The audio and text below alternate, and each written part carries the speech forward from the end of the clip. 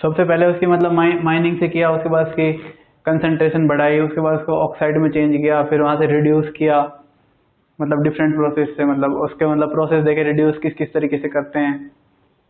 तो उसके बाद क्या है कि हमें मेटल मिल जाती है, लेकिन ये डायरेक्ट यूज नहीं करते हम, उसके पहले भी मतलब उसको और प्योरिटी बढ़ाने के लिए प्रोसेस किए जाते हैं, तो उसको और रिफाइन किया जाता है मेटल को जो भी मिलती है, तो उसके लिए आते हैं रिफाइनेशन प्रोसेस। रिफाइनेशन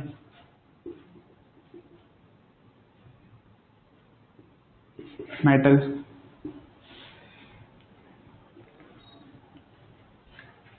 रिफाइनेशन प्रोसेस। तो उसमें सबसे पहले आता है कि मतलब पहला होता है लिक्विडेशन, लिक्वेशन।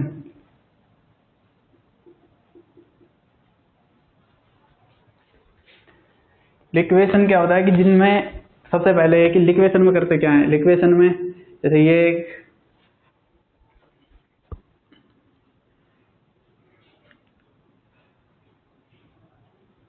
स्लोप है, तो यहाँ पे मेटल रखी होती है,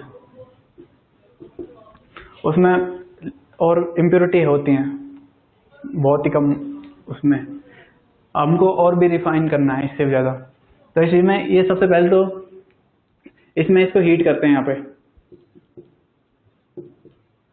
हीट करते हैं इसको, यहाँ पे हीट करते हैं, तो जो इम्प्योरिटी है, जो मेटल है, हाँ, जो सबसे पहली बात है लिक्वेशन उनके लिए यूज किया जाता है कि जो मेल्टिंग पॉइंट में डिफरेंस होना चाहिए।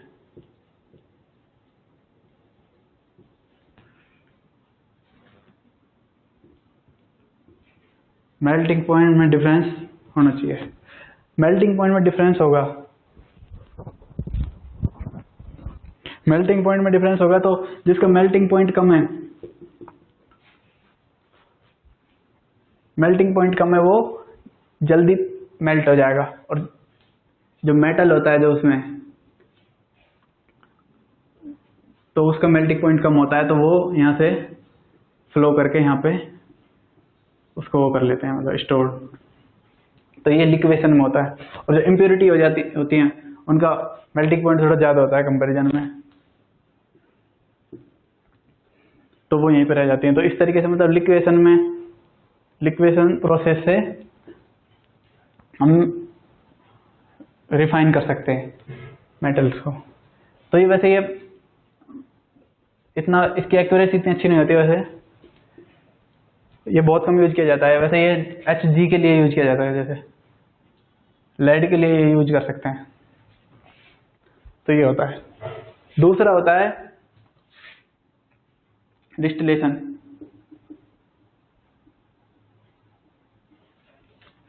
डिस्टिलेशन में क्या होता है कि ये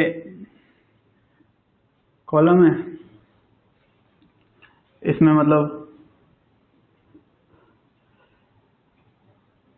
इसको हीट करते हैं, तो हीट करते हैं तो जब इसमें बॉइलिंग पॉइंट होता है, ये वॉलेटाइल इम्प्योरिटीज होती हैं, उनको रिमूव करने का काम आता है डिस्टिलेशन।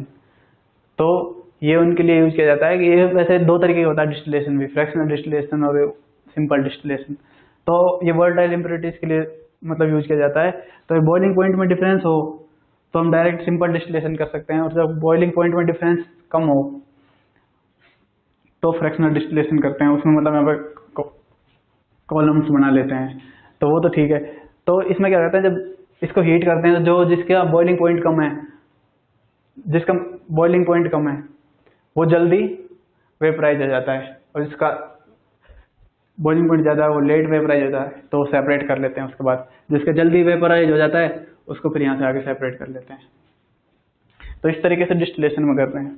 ये वाला प्रोसेस भी जिंक के लिए किया जाता है जनरली, जैसे एग्जांपल एक इसका हो गया जिंक के लिए डिस्टिलेशन प्रोसेस। तीसरा होता है क्यूपलेशन।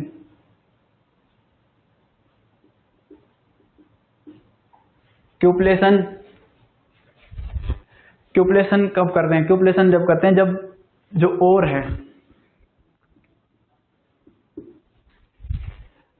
है जो किसी भी मेटल का, वो दूसरे मेटल की ऑक्साइड इम्प्योरिटी रखता हो, दूसरे मेटल का ऑक्साइड भी उसमें प्रेजेंट हो, तो metal should have when metal have oxide impurity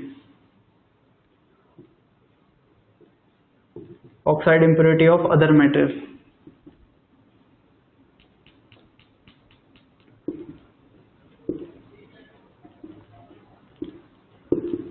तो उस टाइम पे क्यूपलेशन करते हैं। क्यूपलेशन में जैसे इसका एग्जांपल क्या है, जैसे सिल्वर है, सिल्वर क्या कर रखता है, ये लेड ऑक्साइड है PbO, इसकी इम्प्योरिटी रखता है, तो उसमें ये क्यूपलेशन यूज किया जाता है। ये वैसे 2 लाइन में दिया हुआ है, वैसे इतना ही दिया हुआ है एनसीईआरटी में इसके बारे में। और उसके बाद एक और है पोलिंग प्रोसेस।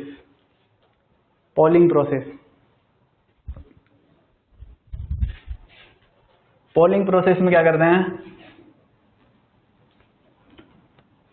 जैसे पोलिंग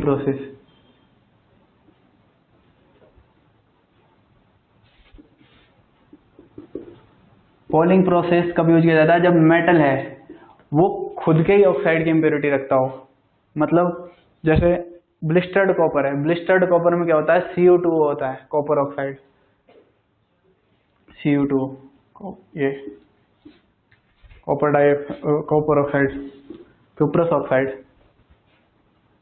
तो इसके लिए पोलिंग प्रोसेस करते हैं। तो इसमें क्या करता है, ये ऑक्साइड ही इम्प्योरिटी है इसमें, तो इसमें क्या करते हैं, इसको जो ये सबसे पुराना प्रोसेस है, पोलिंग प्रोसेस सबसे पुराना प्रोसेस। इसमें क्या करते हैं, जो ग्रीन स्टिक होती है, पेड़ की जो ग्रीन स्टिक होती है, उससे उसको मतलब सॉल्यूशन में डाल के उससे उसको घुमाते हैं। तो उससे क्या होता है, जो स्टिक होती है उसमें जो नेचुरल कंपोनेंट होते हैं वो उससे रिएक्शन करके CO2 होता है, क्यूप्रस ऑक्साइड को रिड्यूस कर देते हैं, तो इस इम्प्योरिटी को दूर कर देते हैं वो। तो ये पोलिंग प्रोसेस में यही कर रहे हैं। ये जब वो CO मिला हमें और SO2, ये ब्लिस्टर्ड कॉपर है, कॉपर। अब मैंने बताया था पहले कि मतलब ये 99.99 प्योर होता है, और इसकी प्योरिटी और बढ़ाने के लिए इसमें थोड़ी, ये इम्प्योरिटी एक्चुअल में CO2 की होती है, इसमें CO2 की इम्प्योरिटी होती है। तो इसमें इसको रिमूव कराने के लिए जो ग्रीन वुड स्टिक से इसको चलाते हैं, ये मतलब ओल्ड प्रोसेस है। तो उससे ये क्यूप्रस ऑक्साइड ये रिड्यूस हो जाती है। तो ये होता है इसमें। जो नेक्स्ट आता है वो है zone refining. Zone refining process में क्या करते हैं, जोन रिफाइनिंग प्रोसेस में इसका प्रिंसिपल क्या है, जोन रिफाइनिंग प्रोसेस में क्या है कि जो इम्प्योरिटीज होती हैं वो impurities are more soluble in molten state. तो इसमें रोड होती है जिसमें मतलब मेटल है प्लस इम्प्योरिटी, ये हीटर है, इलेक्ट्रिक हीटर, इसको इस वजह से ऐसे पास कराते हैं। तो जो इम्प्योरिटीज होती हैं वो मेल्ट होंगी, और मेल्ट होकर वो मेल्ट स्टेट में सोल्यूबल हो जाएंगी।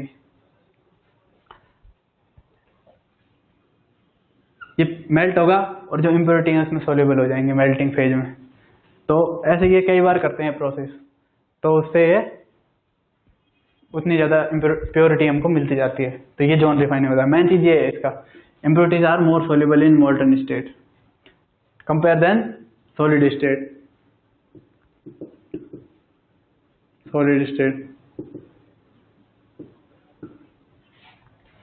ये जोन रिफाइनिंग होता है। और जो नेक्स्ट आता है जो है vapour phase refining. Vapour phase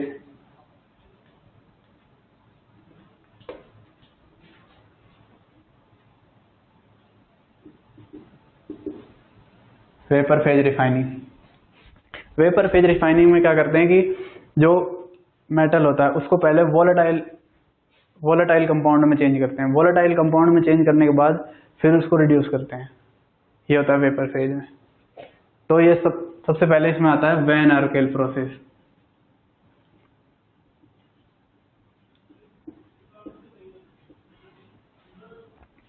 van आर्केल process, van आर्केल process में क्या करते हैं हम, टाइटेनियम है, ये इम्प्योर है, इसकी I2 से रिएक्शन कराएं 523 केल्विन पे, तो ये Ti टाइटेनियम आयोडाइड ये गैस में, और इसको फिर 1700 पे इसकी कराएंगे तो ये टाइटेनियम प्योर प्लस 2I2, ये रिएक्शन होती है इसमें वैन आर्केल प्रोसेस में। सबसे पहले इसको वोलेटाइल कंपाउंड में देना, वोलेटाइल कंपाउंड।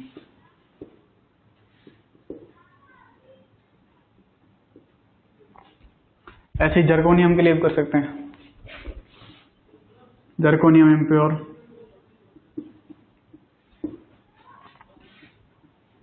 उसके लिए 800 केल्विन लेते हैं यहाँ पे, ये ZrI4, ये भी वोलेटाइल कंपाउंड बनेगा। इसको फिर हीट करते हैं 1800 केल्विन पे, तो ये जर्कोनियम प्योर प्लस 2I2 ये बन जाएगा इसमें। तो ये वैन आर्केल प्रोसेस होता है। दूसरा इसमें आता है मॉन्ड्स प्रोसेस।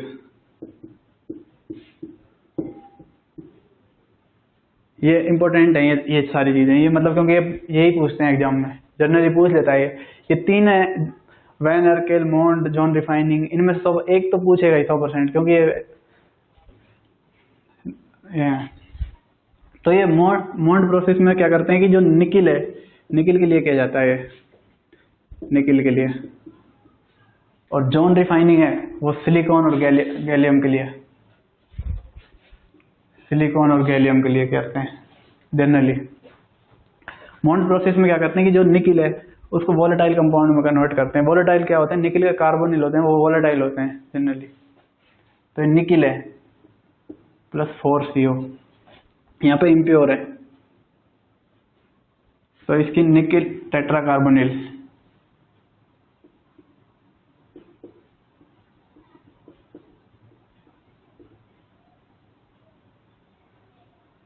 निकिल टेट्राकार्बोनिल में कन्वर्ट करते हैं।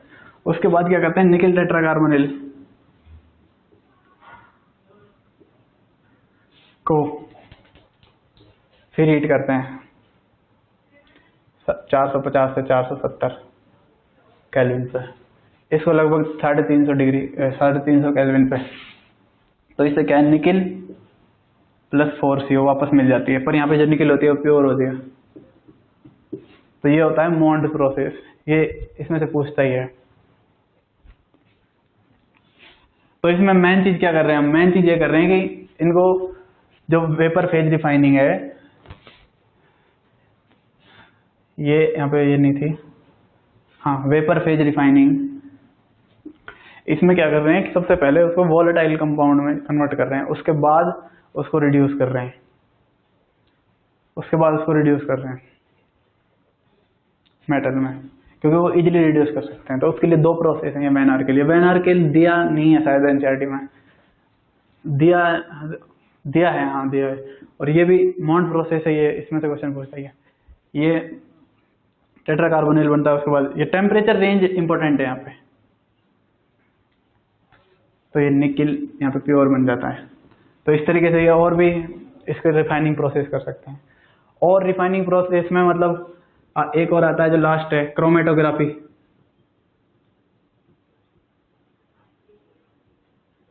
क्रोमेटोग्राफी में क्या करते हैं, क्रोमेटोग्राफी में ये मतलब बहुत ही नैरो इम्प्योरिटी हो उनके लिए क्रोमेटोग्राफी यूज किया जाता है। क्रोमेटोग्राफी का प्रिंसिपल ये है कि इसमें मतलब ये इम्प्योरिटी है, इम्प्योरिटी प्लस जो मेटल है प्योर, तो इसमें जिसका भी डालते हैं, लिक्विड का मिक्सचर डालते हैं जनरली, लिक्विड्स का मिक्सचर, तो उसमें क्या करते हैं, ये सॉल्यूशन एब्जॉर्व करता है, इसको एब्जॉर्व करके डिफरेंट डिफरेंट रेट पे एब्जॉर्व करता है। और इसमें दो फेज बन जाते हैं, एक ये जो जिसमें मतलब स्टेबल है, मूवमेंट नहीं कर रहा, इसमें एब्जॉर्व करके इसको और मूवमेंट करता है, सेपरेट हो जाता है।